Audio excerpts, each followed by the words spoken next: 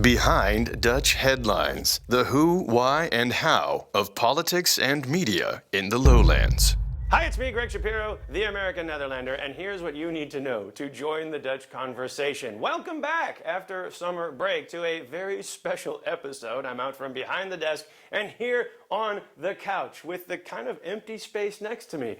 What's that about? More on that in a moment. But we are recommitting ourselves to helping internationals in the Netherlands to join the Dutch conversation because it's never been more important. There are European elections coming up next year. Even in the Netherlands, we've got the nationwide gemeenteraadsverkiezingen, the local elections. And if you've been living here for more than 5 years, you not only have the ability, but the responsibility to vote. We will give you the context, the perspective, the insight that you need.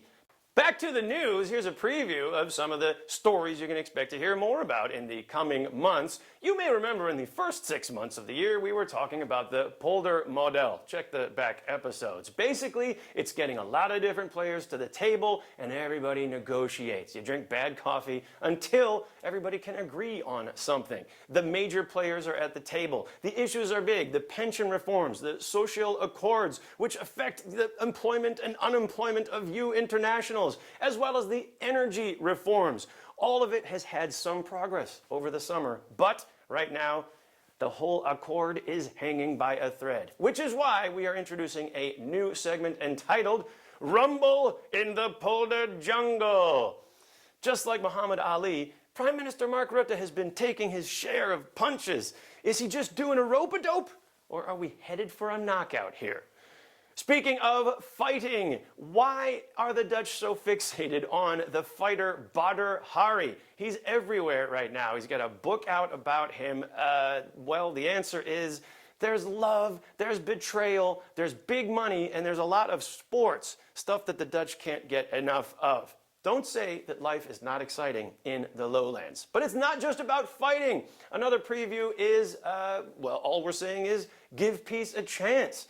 You'll be hearing more about the international conversation on Syria. You've been hearing a lot about Geneva, Oslo. Why not The Hague, the home of the International Criminal Court? And finally, what's this big empty spot doing next to me on the couch? Well, that's another new feature of Behind Dutch Headlines coming up. We want to have a lot of guests. We're going to invite internationals, artists, writers, entrepreneurs to find out what you guys are up to. And you can expect to see more on-street interviews as well. What do the internationals on the street think about the issues that really matter?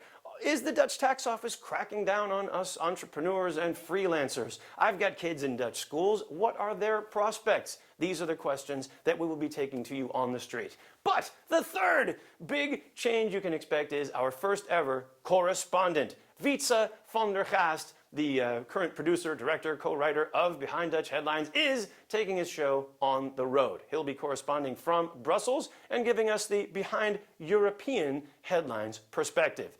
That's it for this episode. Please tune in for more, and if you want to hear even more this week, you can go to the Behind Dutch Headlines podcast. Look us up on Facebook, like the page, and you can listen to the podcast there. Thank you to SoundCloud. On behalf of Behind Dutch Headlines, that's it for this week. Thank you very Dutch. Behind Dutch Headlines,